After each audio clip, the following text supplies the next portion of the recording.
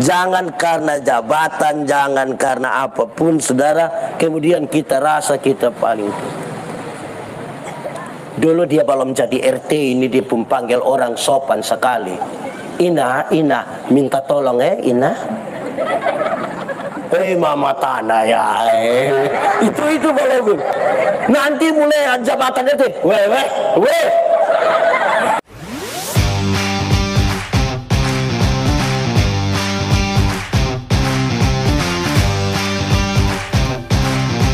Terima kasih banyak Tuhan. Kami rindu pada firman. Berfirmanlah bagi kami Tuhan di dalam nama Yesus, firman yang hidup itu kami berdoa. Amin. Bapak Ibu jemaat semua, shalom. Biarlah semua bangsa menyembah Tuhan. Itu tema kita hari ini di penutupan perayaan Bulan Budaya Gemit di Jemaat Anugerah Naikoten 1 Kupang. Pertama, Tawarik pasal 16 ayat 24 menjadi pembacaan untuk kita sebagaimana yang ada tema kita.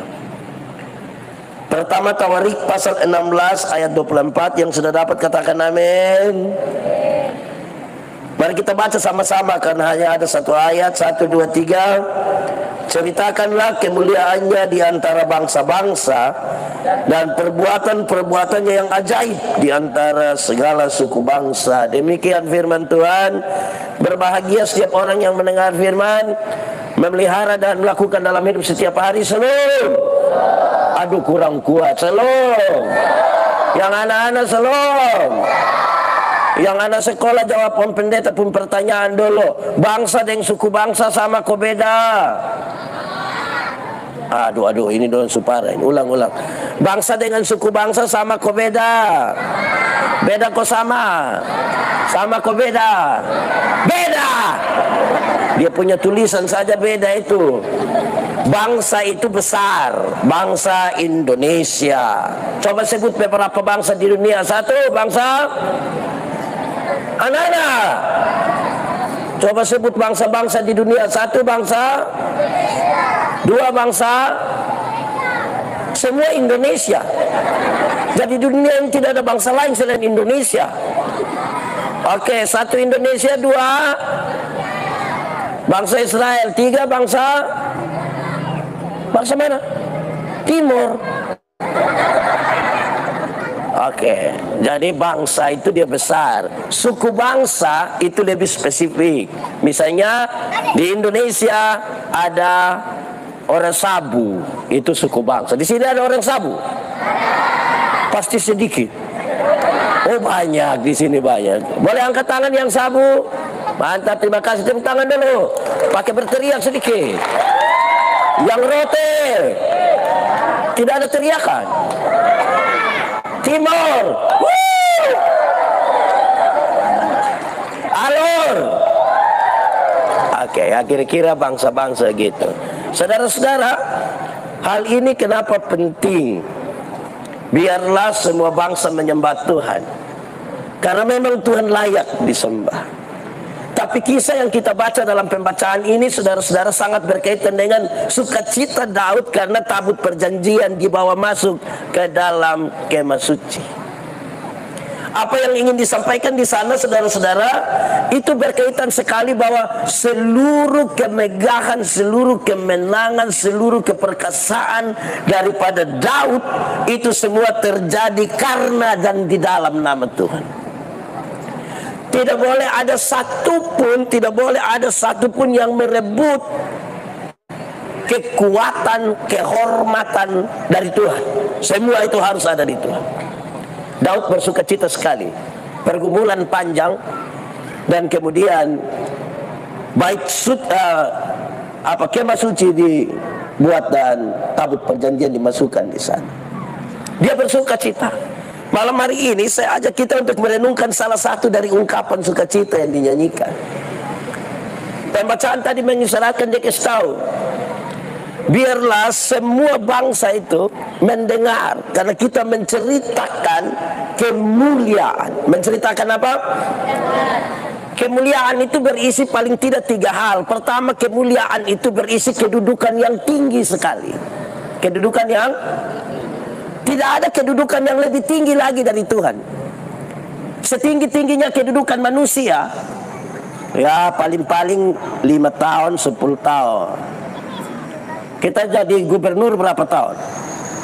Nah, paling-paling 10 tahun. Jadi bupati berapa? 10 tahun. Jadi pendeta juga sedikit selesai. Tetapi Tuhan itu sangat tinggi. Karena itu kedudukannya sangat tinggi. Tidak boleh ada satupun yang karena kedudukannya dia rasa dia lebih tinggi dari Tuhan. Tidak boleh. Kau harus kasih tahu seluruh bangsa di dunia seperti apapun kedudukan kita, kita belum bisa dibandingkan dengan Tuhan. Kedua, kemuliaan itu berkaitan dengan kerendahan hati. Orang kalau setinggi dudukan baru rendah hati, itu orang baik sekali. Sudah sangat tinggi tapi rendah hati, turun betul-betul. Bahkan kerendahan hatinya itu ditunjukkan pada puncaknya, yaitu ketika dia menjadi manusia di dalam diri Yesus Kristus. Betapa luar biasa Tuhan. Sudah tinggi kedudukannya, dia rendah hati pula. Ketiga saudara-saudara, kemuliaan berkaitan dengan pengorbanan. Sudah kedudukan tinggi, rendah hati, dan berkorban lagi. Saudara renungkan sekarang, bukankah hal ini harus diceritakan? Tidak ada yang seperti Tuhan yang kedudukannya sangat tinggi, rendah hati, mau turun seperti manusia, dan kemudian berkorban bagi manusia. Tidak ada. Itu yang perlu diceritakan. Ceritakan kepada siapa? Kepada bangsa-bangsa. Semua bangsa di dunia harus tahu bahwa Tuhan itu tinggi, Tuhan itu dia rendah hati, dan Tuhan itu berkorban bagi manusia. Harus dunia tahu. Apa hubungannya dengan budaya, saudara? Supaya apapun yang dilakukan oleh budaya-budaya yang tadi kita sudah sebutkan, Timor, Rote, Sabu, Alor, manapun, tidak boleh di luar yang ini, yang menceritakan tentang Tuhan itu. Sehingga tidak boleh tiba-tiba ada satu acara budaya, satu mabok, baru dia kasih tahu, dia cerita tinggi, saya begini pernah jalan di atas air. Itu tidak bisa.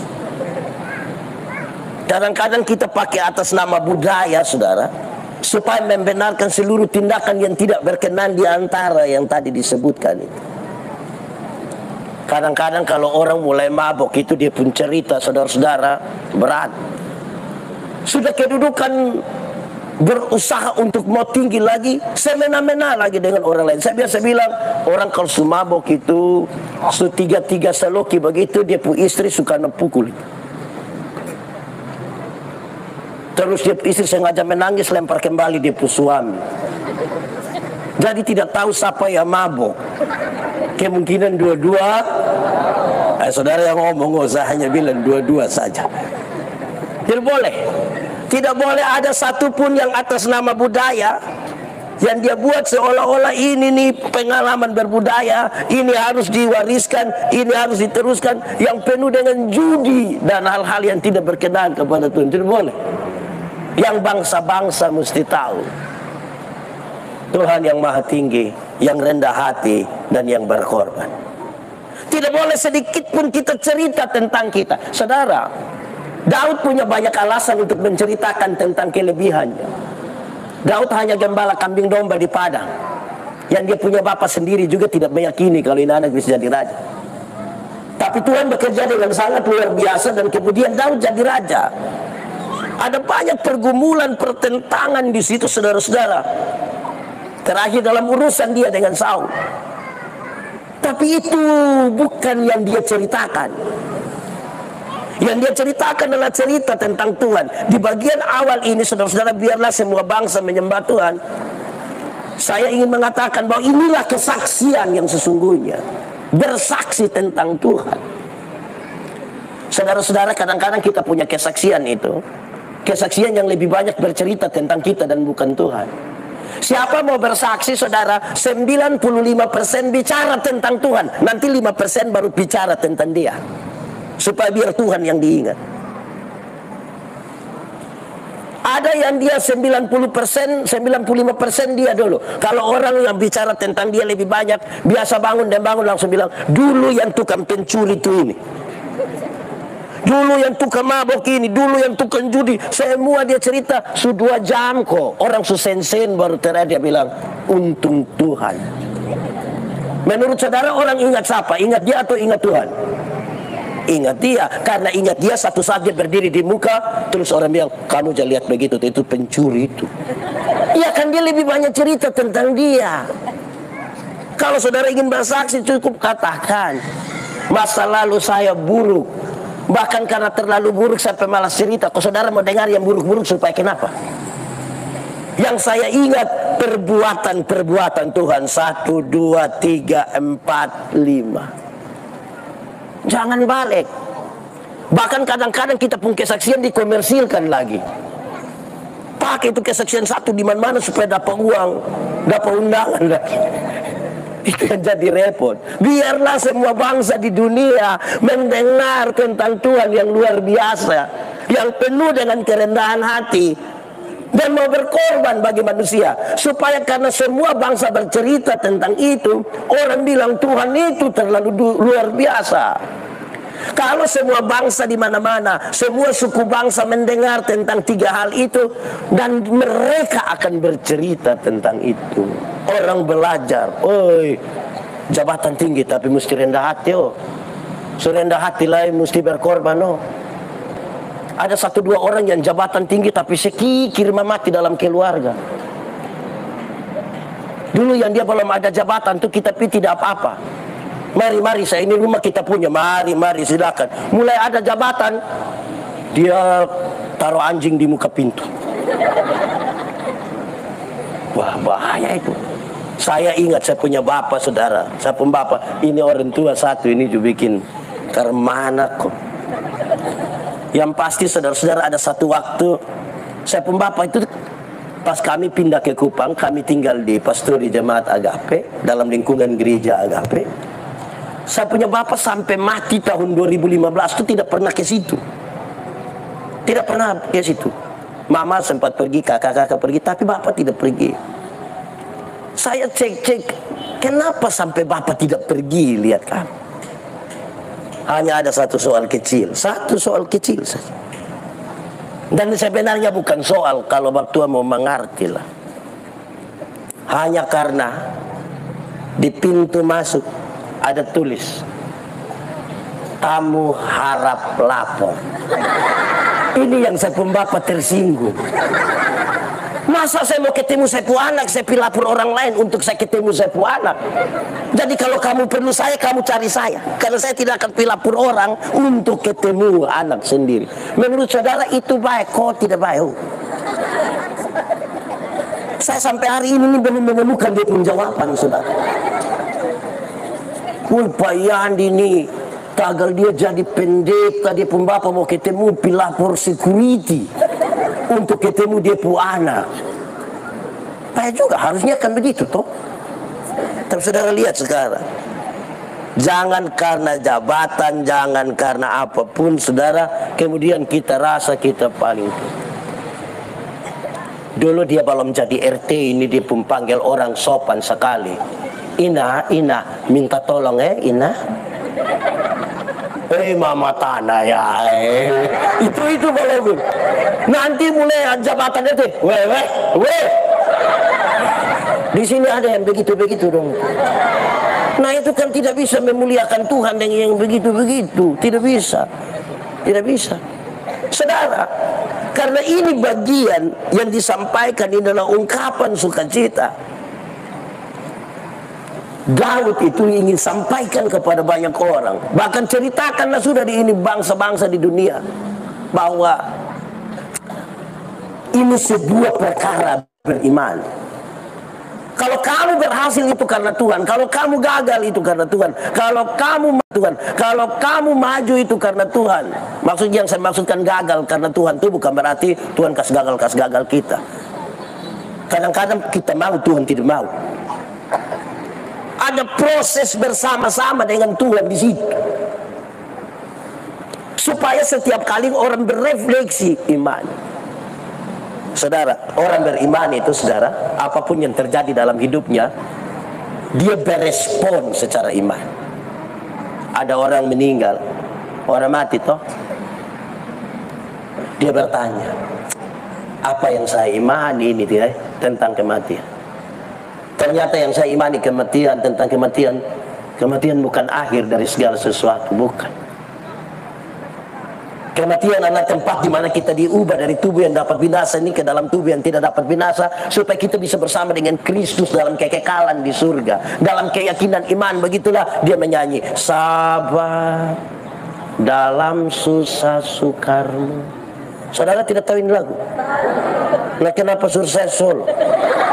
Sabar dalam susah sukar, sabar, Tuhan ada serta, sabar, sabar, beriku. Jadi ada apa-apa itu karena ada Tuhan bersama-sama dengan kita. Bertanyalah kepada Tuhan. Nah, kita pun budaya dong, ini baik, ada baik ini. Tapi dalam ini praksisnya itu, karena kita berefleksi, kita salah mangkali, kita geser. Anak-anak kecil itu kalau baru lahir umur 1 bulan, pokoknya 0 sampai 1 bulan, kalau dia menangis terus-terus menangis, anak kecil itu kalau menangis kan hanya 3, basah, lapar, tak salah. Karena gendong satu tak, itu yang bikin tak salah. Ini anak tulang rawan ini kan. Anak malah menangis, dia pun bapak bukan sembahyang kok atau bikin apa, dia bilang, mangkali dia pun nenek ada mau taruh nama. Di anugerah sini ada yang pakai nenek pun nama. Itu nenek datang minta. Wih, nenek sumati juga datang minta taruh nama. Jadi kadang-kadang kami yang usia yang ke sekarang ini, kami pun nama panjang itu bukan karena apa-apa, karena nenek, bayi, mama pun kakak perempuan yang sumati duluan. Macam-macam semua nama tambah di situ, jadi, wih. Jadi ini kisah hanya mau supaya kita sekalian ini berefleksi tentang Tuhan yang luar biasa, yang mau berkorban bagi kita, yang datang. Ceritakanlah ke semua bangsa perbuatan-perbuatan ajaib, kasih tahu di suku-suku bangsa. Semua bangsa itu di Indonesia, di Belanda, di Israel, di Amerika. Perbuatan yang ajaib ceritakanlah di Rote, di Sabu, Sumba, Sumbawa, Surabaya, Jakarta, Medan, Batak T. Itu ceritakan Tuhan punya perbuatan, supaya orang tahu, oh ternyata Tuhan yang besar. Amin. Kadang-kadang kan kita menceritakan salah tuh. Sudah ceritakan salah, berefleksi salah, ambil kesimpulan salah. Di mana-mana kan saya bilang, semua orang meyakini kalau orang mati itu tidak bisa omong. Betul atau tidak? Memang orang mati tidak bisa omong. Kalau orang mati bisa omong, itu pasti pas dia mati kita mau ganti di pakaian, pas buka-buka sampai sini. Wah! Tapi kan dia tidak bisa omong. Tapi ada yang datang kasih saya bilang, bapak, kenapa? Tadi malam nenek ada datang. Hai, nenek datang, nenek tinggal di mana? Itu hari nenek tinggal di sini. Sekarang nenek sumati. Orang mati bisa omong kok tidak? Nah yang tadi malam nenek datang, siapa pun nenek. Baru kita tanya, nenek datang kasih apa? Nenek datang kasih nomor KP bapak. Nenek tukang judi begini juga saudara percaya. Memangnya malam-malam itu nenek cakar-cakar yang 2 kali 3 kali 4. Saudara-saudara, kadang-kadang kita punya tidak baik satu ini, alasan budaya untuk kita pun maksud. Alasan budaya untuk kita pun maksud. Contoh, kadang-kadang ada sesuatu terjadi dalam masalah di rumah, dong bilang begini, bapak, ini mangkali kuburan di kampung ini ada pecah sedikit. Di ujung, di ujung ada pecah. Jadi ini mesti babi 1,5 ekor. Hai, Kalau setiap kali kuburan pica pakai babi ini, weh, babi juga bisa stres itu gara-gara kita punya kuburan. Saudara-saudara, jangan pakai adat itu, pada dasarnya dia baik. Semua bangsa berbudaya, Tuhan juga berbudaya. Tuhan Yesus waktu datang ke dunia ini kan dia berbahasa Aram, dia ikut seluruh tradisi Yahudi secara baik. Tetapi jangan sampai karena kita punya mau. Bayangkan hari susah begini nih.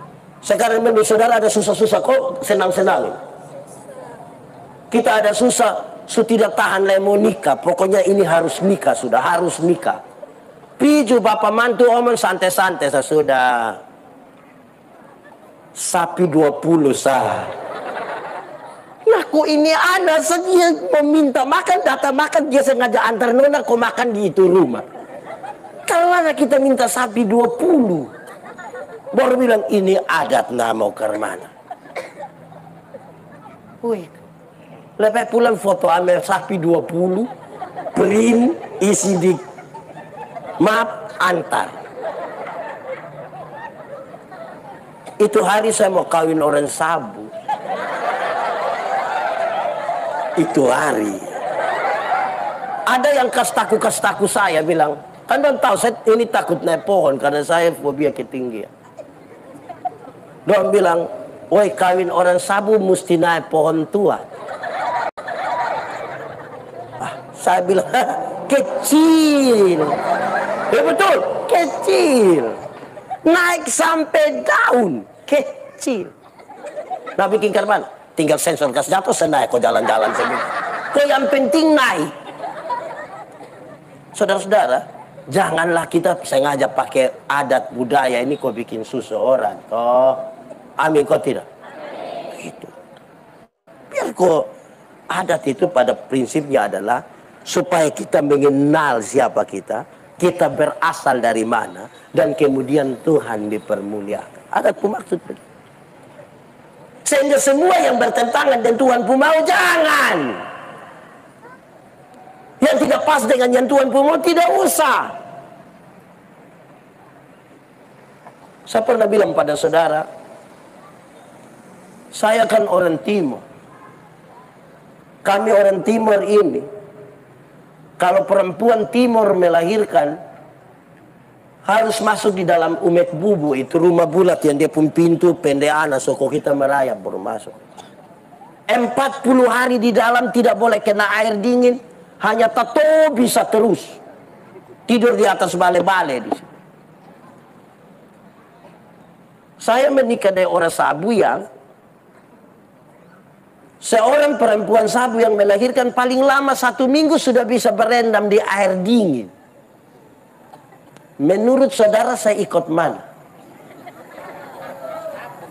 Menurut saudara saya ikut mana coba? Apa? Saya akan kepala. Lalu ketika ada sedikit pertentangan, perdebatan soal itu dan tidak, pada akhirnya yang paling akan merasakan itu sakit melahirkan itu bukan saya, bukan kita semua yang omong-omong ini, bukan kita. Itu ibu itu yang akan paling rasa. Maka karena itu kita tanya, ibu mau melahirkan di mana? Di Kupang atau di Soe? Kalau di Kupang berarti di tengah-tengah ibu pun keluarga pakai adat Sabu. Kalau di Soe di tengah-tengah saya pun keluarga pakai adat Timur.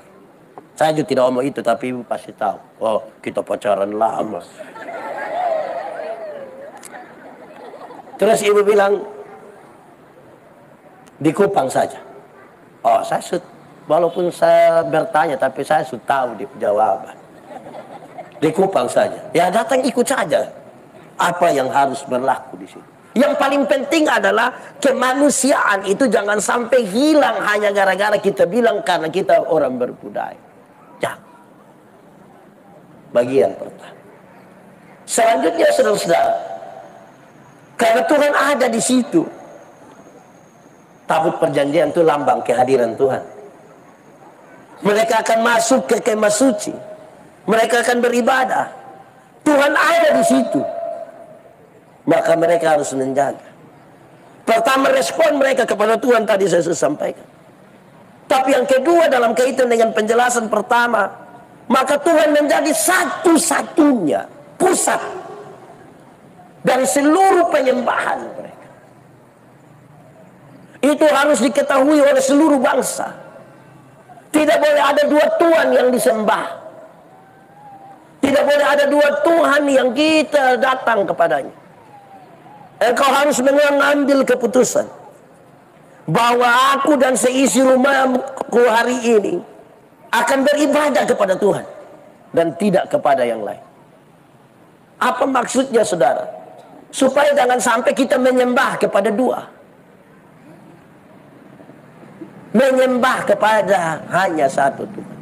Tapi jangan terlalu ekstrim juga, saudara. Karena saya ketemu beberapa orang yang terlalu ekstrim.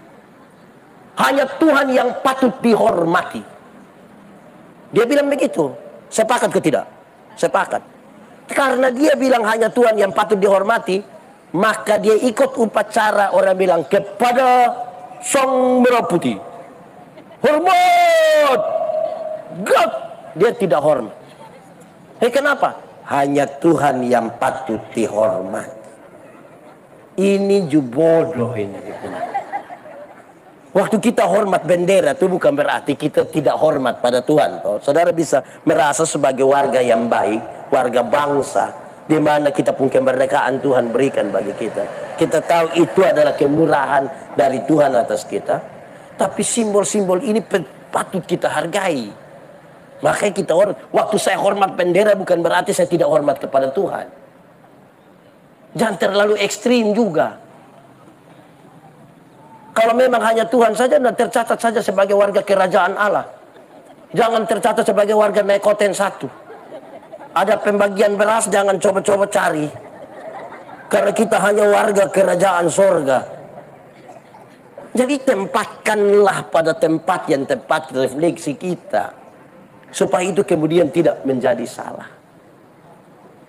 Saudara, Tuhan menjadi satu-satunya pusat. Dari seluruh penyembahan kita. Dari seluruh gerakan kita. Dari semua yang kita lakukan.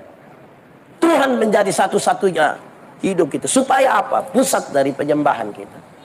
Supaya kita tidak pisahkan terlalu jauh.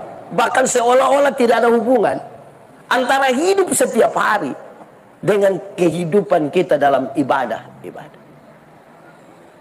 Banyak orang ini, saudara, beribadah dia jadi orang lain, dalam kehidupan nyata dia jadi orang lain. Waktu pemilihan majelis ini kenapa ada banyak orang tidak mau? Karena don takut kalau berkhotbah itu don jadi orang lain. Kalau tiap hari duduk coba ceritakan dia, "Weh kawan dong, apa kabar?" "Weh kawan, apa kabar?" Itu ketika dia jadi majelis, dia sudah berubah. Saudara-saudara yang dikasihi di dalam Tuhan. Nah, untuk berubah begini ini beta berat, kawan, beta berat. Padahal ini kan saudara-saudara yang dikasihi, ini kan sapaan bagi sahabat, kenalan orang-orang yang duduk. Kan tidak usah jadi orang lain di situ. Bayangkan kalau dia pun teman dong, yang teman main kartu dong ada duduk sama-sama dan dia bangun dia bilang saudara-saudara yang dikasihi, terus dia pun teman dia, maka bubarlah itu ibadah. Di sekitar Nekoten sini juga ada yang begitu. Nah ini yang kita pun soal. Akhirnya kan kita bikin jarak terlalu jauh antara hidup setiap hari dengan kita pun kehidupan beribadah. Ada satu anak muda kalau dia tidak pernah ikut gereja, terus tiba-tiba dia mulai rajin sedikit. Kadang-kadang yang jadi setan itu dia pun teman dong. Wih, rajin loh. Beta pun kawan pernah rajin begini 2 hari sah. Nah ini anak akhirnya rasa kikar mana kok. Jadi saudara-saudara, supaya kita jangan sekali lagi memisahkan itu.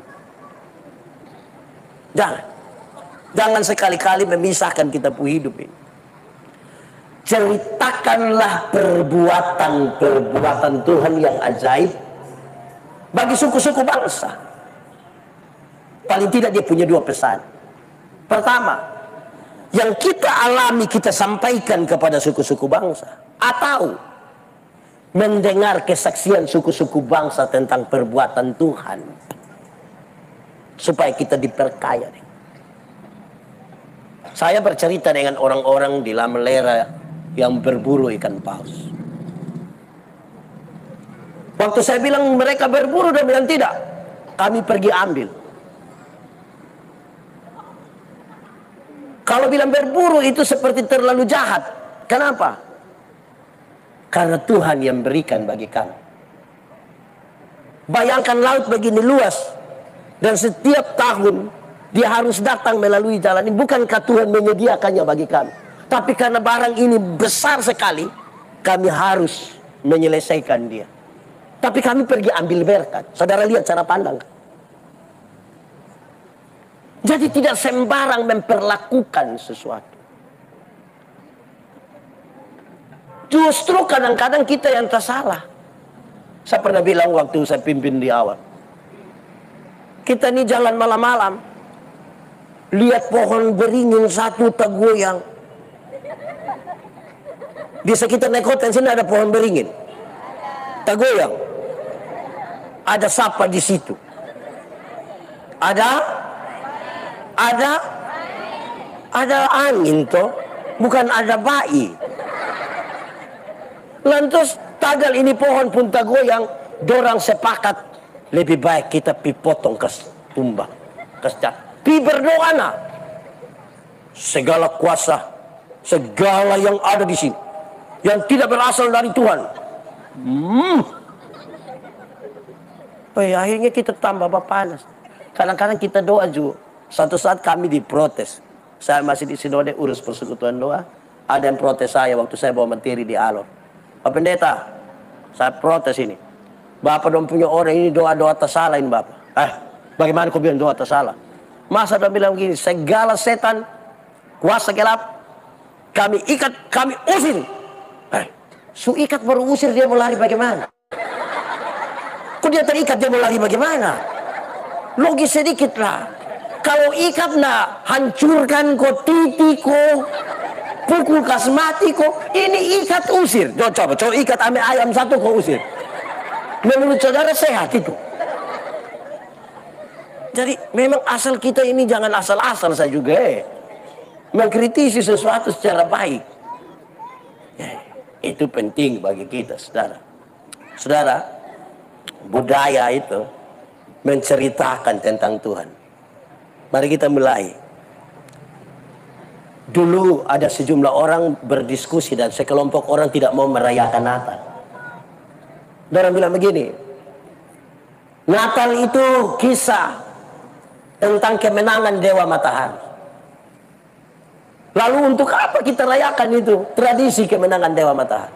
Saya bilang, orang Timur menyelesaikan hal ini dengan gampang saja. Tadi beliau ada natoni sedikit. Waktu disebutkan di awal tuh kita sambut bilang aklahat. Kalimat di awal bilang begini. La siyo mana pinat neone aklahat. Itu dia arti bilang begini. Yang terjadi hari ini lebih panas dari yang paling panas. Lebih terang dari yang paling terang. Apa yang paling panas? Matahari. Apa yang paling terang? Matahari. Peristiwa hari ini lebih dari matahari. Apalagi yang lebih dari matahari? Pencipta matahari. Matahari akan berlalu, pencipta matahari tidak akan berlalu. Jadi ketika Alkitab mengatakan terang yang sesungguhnya sudah datang ke dunia, dia tidak bicara tentang matahari, tapi dia bicara tentang pencipta matahari. Amin. Jadi jangan sampai karena kita tidak masuk lebih jauh di dalam, kita ikut-ikut saja. Itu justru sekira tidak betul itu. Saya rasa itu juga tidak betul. Nah, saudara-saudara, dengan demikian kan Tuhan yang akan dimuliakan, bukan kita. Dia persoal dalam perjumpaannya adalah menceritakan kemuliaan Tuhan dan kita sisip kemuliaan diri sendiri. Itu godaan paling besar, di mana kemuliaan Tuhan hampir-hampir kita tolak, kasih jatuh, dan kita yang muncul di situ melebihi Tuhan. Tuhan tadikan satu-satunya pusat. Bukan saja dia satu-satu pusat, tetapi saudara-saudara, waktu bercerita tentang Tuhan, tidak akan orang menerima dengan baik. Tidak semua orang menerima dengan baik. Banyak orang mempersoalkan, banyak orang mempertentangkan, banyak orang melihat kelemahan, banyak orang melihat kekurangan. Lalu apakah kita berhenti menceritakan? Saudara, cerita itu yang dimaksudkan adalah, kamu kan sudah lihat bagaimana Tuhan bekerja. Pergilah dan ceritakanlah. Yang sudah kamu lihat, yang sudah kamu alami, yang sudah kamu rasakan, pergi sekarang dan ceritakanlah. Apa maksudnya? Kita hanya diminta menjadi saksi. Kekristenan ini tidak rumit-rumit, saudara. Kekristenan ini hanya sebuah permintaan dari Tuhan, kamu cukup jadi saksi, titik. Kamu tidak usah jadi pengacara, apalagi hakim. Yang saya maksud bukan yang pengacara yang di Gabungan Pengacara Republik Indonesia ini, bukan. Maksudnya Tuhan tidak butuh pembela, Tuhan butuh saksi yang menceritakan. Dia tidak butuh hakim untuk kita berdiri dan menyalahkan semua orang menjadi salah. Tapi Tuhan butuh kita menyaksikan, menceritakan. Kadang-kadang kita ganti. Kita bukan orang yang menceritakan. Kita justru jadi orang yang menghakimi. Menegur kesalahan itu beda dengan menghakimi. Kadang-kadang kita berdiri menjadi pembela Tuhan. Tuhan terlalu kuat untuk membela dirinya sendiri. Tidak usah bela Tuhan. Jadilah saksi yang baik. Berceritalah tentang kebaikan-kebaikan Tuhan. Perbuatan-perbuatan Tuhan yang ajaib. Itu ceritakanlah. Itu sudah cukup. Saudara, ada satu anak, dia mengaku dosa di pendeta. Dia cari pendeta, dia bilang, Pak Pendeta, saya mau mengaku dosa dulu. Saya baru pencuri ayam. Dan saya mau kasih kembali ini salah ini. Saya mau kasih kembali di Pak Pendeta, sudah ini ayam. Waktu dia, jangan. Engkau yang curi, nah, buat datang di saya, jangan. Lalu saya harus buat apa, Pak Pendeta? Engkau harus bawa kembali kepada yang pemilik. Terus si anak bilang, iya saya sudah mau kembalikan, tapi itu orang tidak mau. Oh, yang penting engkau sudah mau kembalikan. Kalau itu orang tidak mau, memang itu dia mau supaya engkau yang dapat sudah. Oh, Bapak terima kasih Bapak Pendeta. Bapak Pendeta pulang, ternyata Bapak Pendeta pu ayam yang hilang. Dia ambil, dia sengaja putar-putar bahasa sedikit. Kok Pak Pendeta bilang, jangan. Nah, dia ingat, dia jangan. Pak Pendeta bilang, bawa pulang, dia bilang, saya suka pulang, tapi itu orang tidak mau. Jadi, sudah kalau orang tidak mau, itu berarti dia mau engkau dapat. Nah, ini. Bisa mengerti itu yang saya maksud. Jadi cerita itu, jam bata putar sampai terakhir Tuhan kita geser. Kita. Ada satu waktu kami ibadah di satu keluarga. Itu orang keluarga berada. Orang berada. Saya duduk dengan ada bab tua itu di itu rumah dengan ada pendeta satu. Di bagian doa syafaat dia berdoa. Dia berdoa ini. Itu ada bagus-bagus ini. Hanya dirusakkan oleh ini satu bagian kecil. Ada satu isi doa itu dia bilang begini, Tuhan tahu kalau tanggal 26 hambamu akan berangkat ke Jakarta. Walaupun sampai hari ini belum ada tiket, tapi hamba percaya Tuhan akan menggerakkan orang-orang yang punya hati bagi pelayanan. Dan karena itu tepat waktu semuanya akan tersedia. Pas habis doa begini saya bilang, Bu, kenapa tidak Om langsung? Kenapa sengaja naik lebih atas baru turun kembali?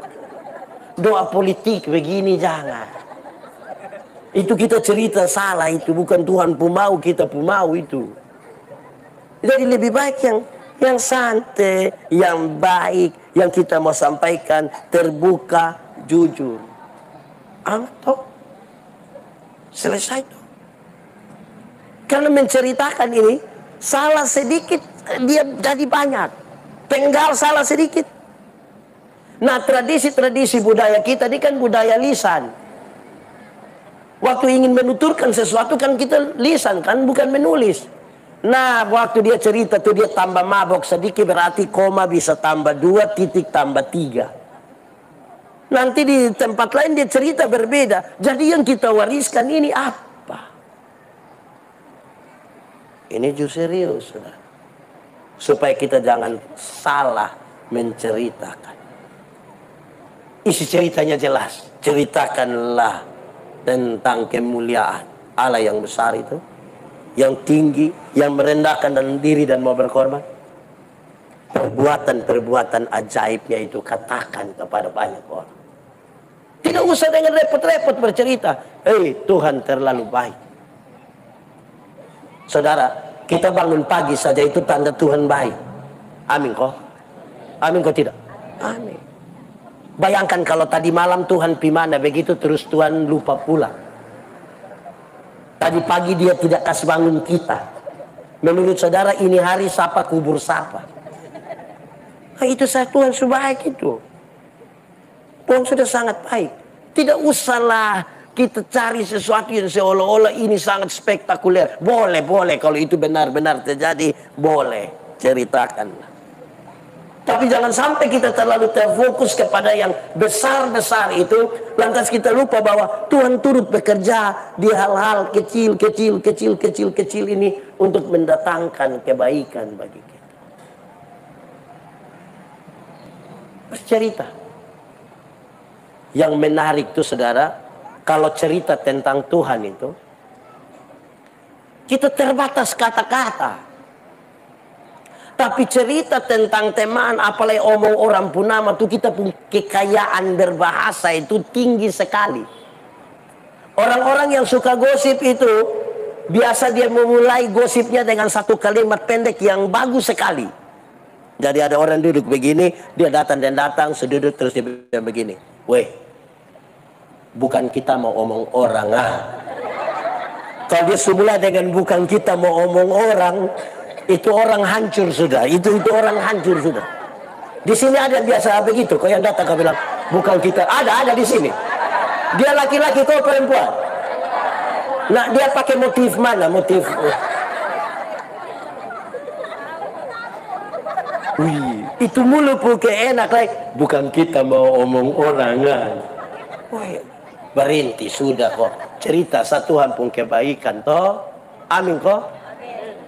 Saya kenapa bikin dia lebih real? Saya ingat ketika COVID kemarin, kami kan ada di rumah. Sebelum pindah datang ke sini, kami di sana. Jam-jam doa pagi kami tidak kemana-mana. Hanya di rumah, jadi doa itu kadang-kadang jam 7 pagi baru kami doa pagi. Ada satu lagu yang sering sekali kami nyanyikan. Dan karena saya punya pengalaman dengan Jonathan itu berbeda, maka saya rasa memang kita tidak bisa bikin ikut kita pun mau untuk kastawin anak. Kami menyanyi, ku mau cinta Yesus. Nah, setiap kali menyanyi kan saya menghayati. Jadi saya menyanyi, saya bilang, ku mau cinta Yesus. Menurut saudara saya salah atau tidak? Tidak kan? Ku mau cinta Yesus. Tapi berkali-kali, setiap kali, ku mau cinta Yesus. Saya tunjuk begini, Jonathan selalu begini. Ku mau cinta Yesus.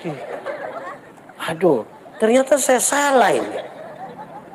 Saya salah ini.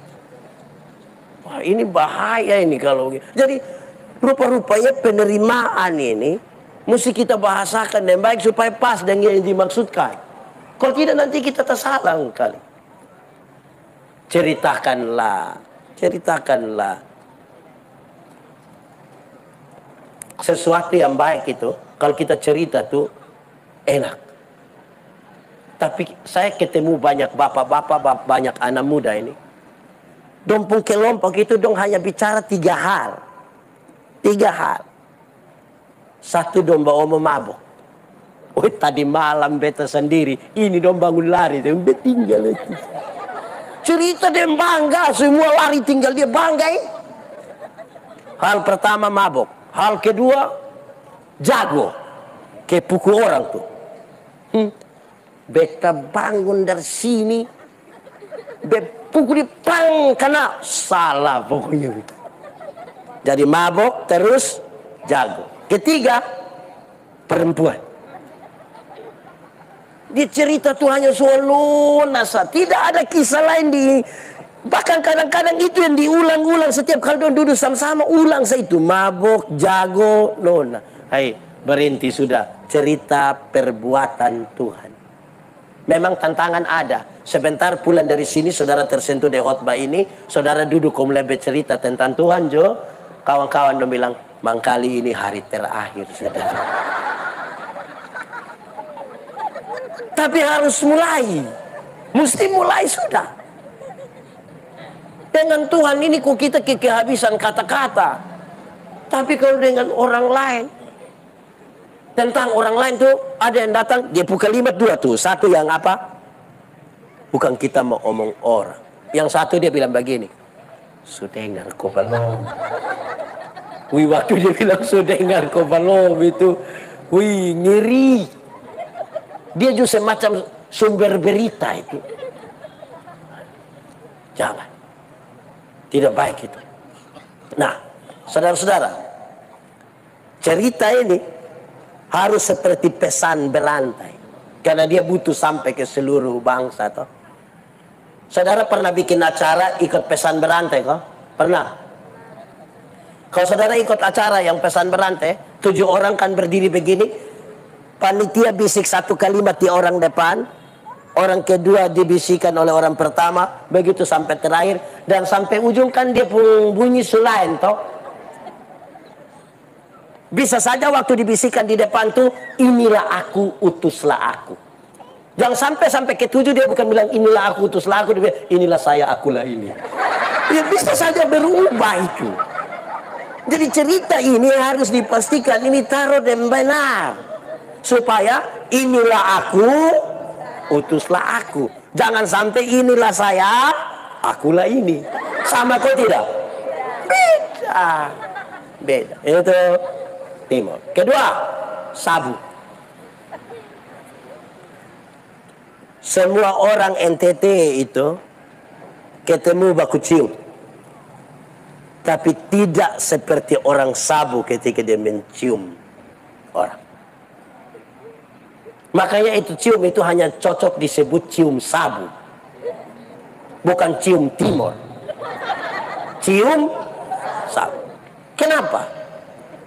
Saya bercerita dengan satu orang tua dan dia kasih tahu saya. Dan saya pikir memang ini harus disampaikan. Kekayaan budaya kalau kita paham filosofinya akan menolong kita untuk menceritakan perbuatan Tuhan. Kenapa orang sabu dia mencium? Enggak dong. Karena tidak ada tempat pelarian, tidak ada tempat bersembunyi. Orang timur kalau berperang baku marah dengan satu orang, baku marah satu kelompok, satu rumah tangga, dia bisa lari ke hutan, dia bisa lari ke gunung-gunung sembunyi. Orang Alor kalau berperang baku marah dengan kampung sebelah, bisa lari ke gunung, bisa lari ke hutan. Orang Rote kalau berperang baku marah, bisa langgar ke Semau, bisa datang ke Pulau Timur. Tapi kalau orang Sabu bertengkar, tidak ada tempat untuk bersembunyi. Sabo itu terbuka sekali. Tinggal lede pemulu, lede perihi. Kita di atas, orang lihat kita, kan tidak ada tempat bisa bersembunyi.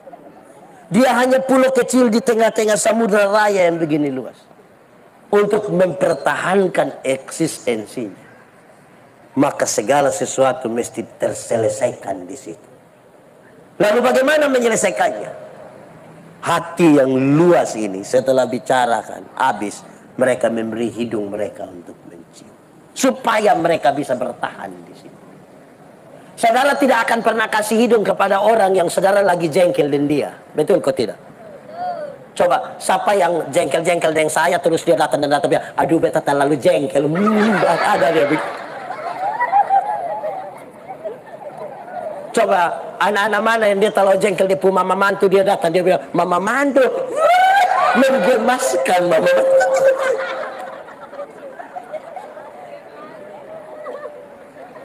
Jadi sekarang kita mengerti bahwa ini hidung bukan dia hanya akan kasih, tapi diberes dulu, kan tidak ada tempat bersembunyi. Kasih keluar, tumpahkan semua yang tersimpan, karena tidak mungkin kita naik ke lede perih atau lede pemulu. Beres, hati kita bersih, kita selesaikan di situ. Amin. Jadi Baran bilang, bukan bilang, kalau yang sabu tuh kau tinggal cium. Siapa bilang begitu? Siapa yang bilang begitu? Tidak ada tempat bersembunyi.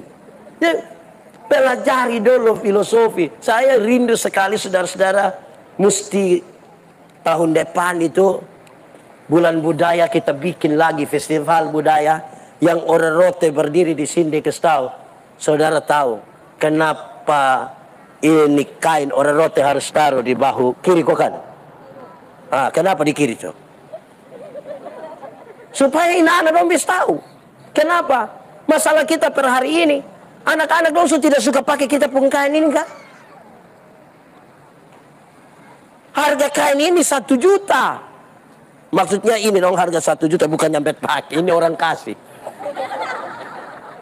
Harga celana jeans paling 700.000. Lebih mahal mana? Kain ada toh. Tapi berapa banyak anak-anak yang suka pakai kain adat dibanding celana jeans? Saya pernah bilang, kalau anak dong pakai pakaian adat ini, dong pakai adat, kita punya cara puji dong tuh menjengkelkan. Aduh cantik saya, cantik macam ke nenek-nenek dulu. Nenek yang minta nama itu. Jadi kalau dia pakai kain adat gitu, kita bilang ke nenek-nenek. Tapi kalau dia pakai celana jeans yang terobek-terobek itu bangga dan berprestasi. Padahal terobek sana celana ke compang camping karena kok. Tapi kita rasa itu bermartabat. Padahal ini nih orang, saudara tahu ini terjadi karena sebuah kearifan lokal. Mereka tidak sekolah ini barang, mereka duduk kotenun. Tarik begini, saya lihat itu ibu-ibu dan duduk kaki. Jadilah begini, kita tidak pakai. Kita sibuk dengan yang robek sana, robek sini. Ada yang salah mungkin dalam kita hidup. Nah, dari segi filosofi itu kan kita dapatkan sesuatu yang lebih toh. Waktu orang rote voti, orang timur juga bisa bikin gerakan voti. Gerakannya saya bisa, filosofinya saya tidak tahu. Supaya kita memahami lebih apa yang ingin kita sampaikan kepada orang lain. Woi, saya kalau lihat di Sabah kok ina-ina udah mulai apalah itu. Nah, itu kan bagus. Saya udah mati, woi. Ini apa kok tidak habis-habis? Wah, gitu. Iya. Daripada yang dipesa kayak, oke, semua tangan di atas. Ini apa ini? Saudara tim kampanye. Apa dong? Mantap tuh. Ya, gitu. Oke. Saudara-saudara, bagian terakhir. Menyembah. Menyembah itu kata dasarnya apa? Sembah. Karena kata dasarnya sembah, saudara tahu kalau kita datang kepada Tuhan, datang dalam penyembahan, kerendahan hati.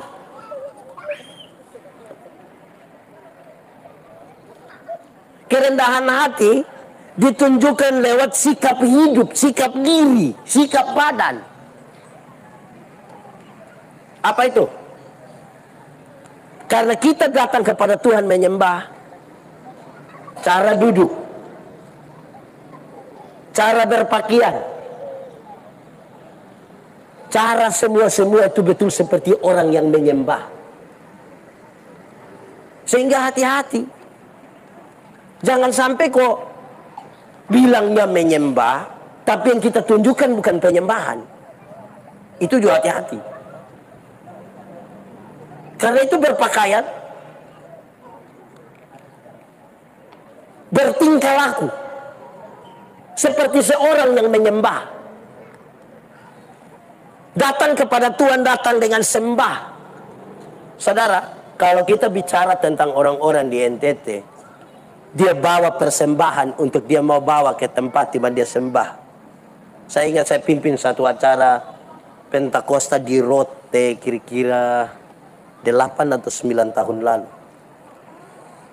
Ada orang datang bawa dia punya kerbau, ada yang bawa dia pun. Kita naik ke atas satu gunung di Lole dan beribadah di sana. Datang kepada Tuhan dengan penyembahan itu, kita sadar bahwa kita bukan siapa-siapa. Kita kehilangan betul kita pun diri di situ. Semuanya Tuhan punya, kita hanya mau datang kepada Tuhan. Apalah arti semua yang ada pada saya kalau saya datang tidak dalam sembah kepada. Saudara, saya pikir-pikir ini, kadang-kadang kita pun persembahan di gereja tuh, orang identikan dengan yang penting uang. Jadi ada kebiasaan anak-anak, nanti habis sampai persembahan di sini, pokoknya persembahan itu sepertinya uang saja. Yang penting jadi datang cepat-cepat ambil. Ketika dia pun dia lupa bawa, dia korek-korek yang kakak. Serius. Kita mulai pikir gitu. Kalau kita tidak siap dengan baik, kita bukan menyembah, kita sumbang. Bukan menyembah tapi menyumbang. Saya ada acara di mana kok?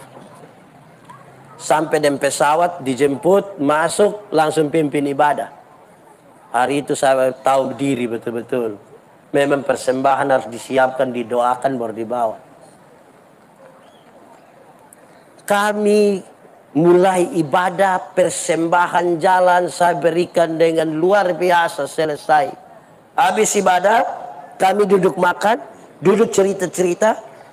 Saya rapas-rapas aku kok ada uang di sini. Ternyata uang persembahan. Loh, yang tadi saya kasih apa? Aduh, ternyata yang saya kasih itu boarding pass. Baru ada tulisan pun nama lengkap. Menurut saudara memalukan kok tidak? Jadi lebih baik, siap baik-baik dari rumah, doakan baik-baik, datang beri dengan hati kepada Tuhan. Amin kok. Karena biarlah semua bangsa menyembah Tuhan. Menyembah. Mempengaruhi kita pun tindakan setiap hari. Anak-anak menyembah. Dalam kisah itu anak-anak dong ini kan saya khotbah paling banyak orang tua. Dan anak kan tidak boleh khotbah begini. Dan tidak mengerti. Guru-guru sekolah minggu dong tadi kan ajar anak-anak menyanyi lagu pas-pas sudah. Pilih kas dong lagu juga, lagu yang bagi dong masuk akal. Pas dimengerti. Baca kitab suci, doa tiap hari, doa tiap hari. Nah gitu toh. Baca kitab suci, doa tiap hari kalau mau. Bayangkan kalau kita pilih kas dong lagu Ku kan terbang tinggi. Setiap kali kita menyanyi doa dia tanpa tidur, wah, bagai raja wali. Imannya 2-3 kali tanpa tidur patah. Jadi pilih yang pas-pas sudah dendomku. Pas sudah den. Supaya dong menyembah itu seperti yang seharusnya dong sembah. Jonathan, lihat saya dan ibu pendeta setiap kali keluar rumah tuh kami akan begini.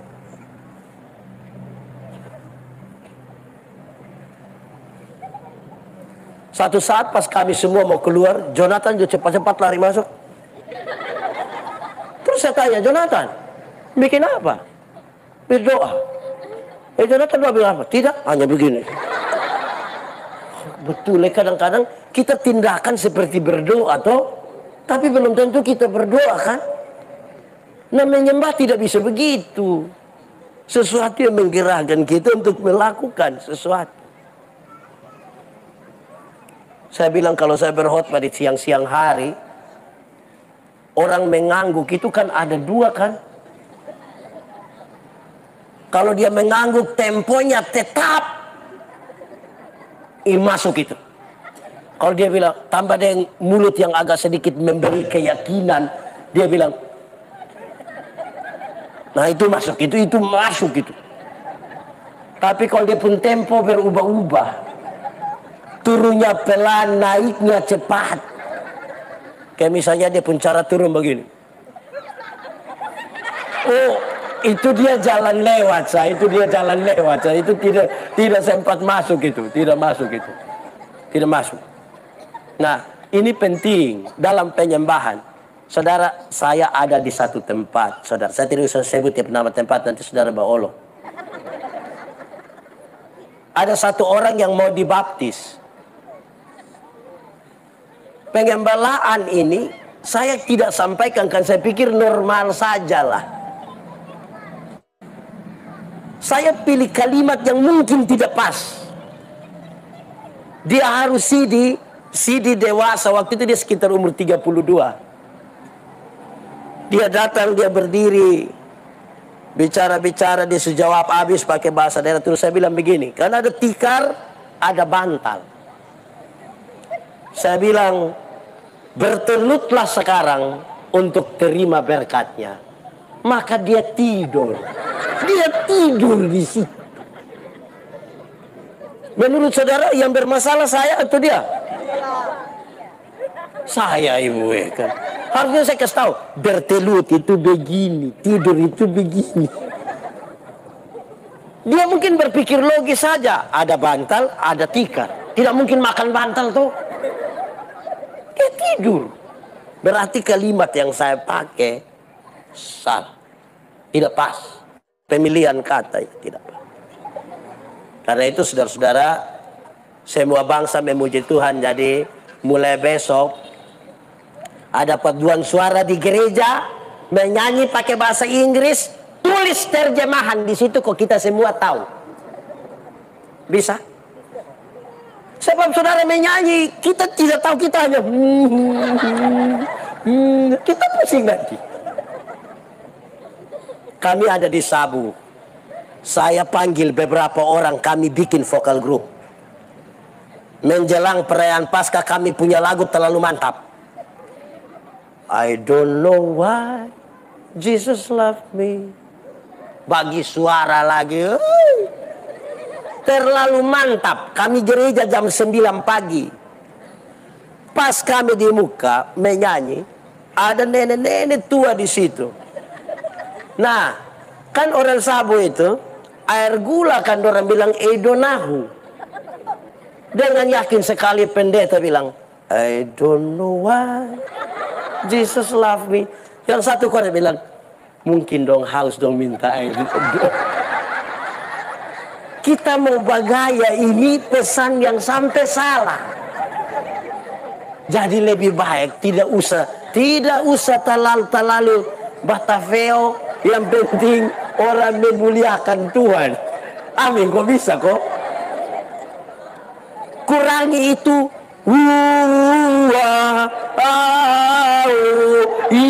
Yang hafal I, A, U, E, O, itu kas kurang.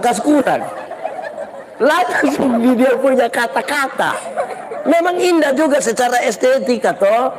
Tapi yang paling penting itu kan pesan yang mau kita sampaikan toh, supaya semua orang menyembah. Begitu toh. Ini masuk 2 menit pertamanya. Kapan dia sebut ini huruf 5 ini?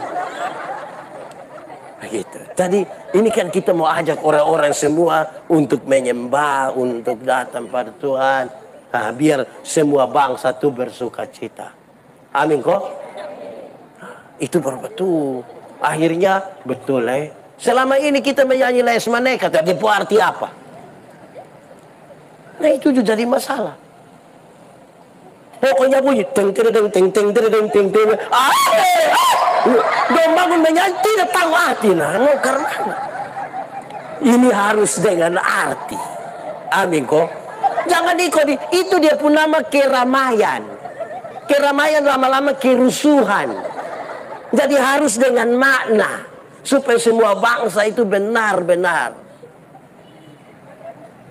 Jadi besok-besok ada yang bikin narasi mewedilahau, pakai dalam kurung. Mari kita pulang ke sana. Begitu toh, jelas. Raihau pakai lodeng ngaramuri. Betahak falau. Sabu bermasmur. Kan kira-kira tulis begitu, orang tahu. Kalau tidak kita bunyi sendiri kita. Kenapa saya bicara ini? Ada tahun berapa saya ikut satu acara di Usapimnasi. Usapimnasi itu antara wilayah TTU dan TTS bagian Molo.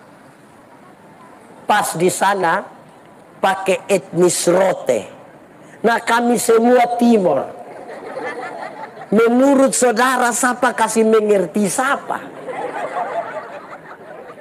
Bahasa roh itu dimengerti.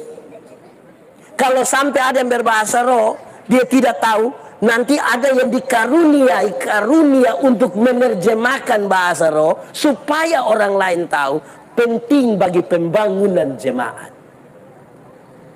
Nah bayangkan kalau kita berbunyi seorang tidak tahu.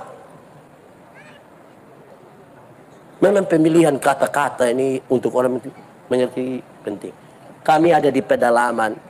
Satu saat ada acara nikah, kami pergi. Woi, MC ini baru dan luar biasa. Itu MC tambah sombong dan makan puji sedikit. Woi, lihat kami pendeta-pendeta sudah datang duduk. Sekarang dia mulai undang, acara mulai. Dia mau panggil ini pengantin dong keluar dari dalam. Prosesi masuk para pengantin. Pengantin mulai datang dari sana. Oke, mari kita semua memberikan amplop kepada pengantin. Saya tanya dia, apa? Mau kasih amplop? Amplop. Menurut saudara itu kata amplop ada arti. Yang dia maksudkan itu tepuk tangan, apa? Nah, tapi dia bilang amplop. Kita memberi sumbangan. Hati-hati supaya kita tidak salah toh, pesannya tersampaikan. Kan kita mau sekarang semua bangsa di dunia mendengar. Saudara-saudara, media sangat terbuka di mana-mana. Yang kita lakukan hari ini mungkin orang lain ikuti juga di Ambon, di Papua, di Jakarta, di luar negeri. Kan kita tidak harus beli tiket kopi sana, tapi pesan kita bisa disampaikan sampai sana. Amin. Yang pakai media sosial juga memuliakan Tuhan. Kadang-kadang kita ini makan kosong juga foto. Foto lagi upload baru tulis manjakan lidah. Hai, kangkung sendiri juga baik. Jangan pakai yang baik-baik. Kita foto-foto ini kadang-kadang.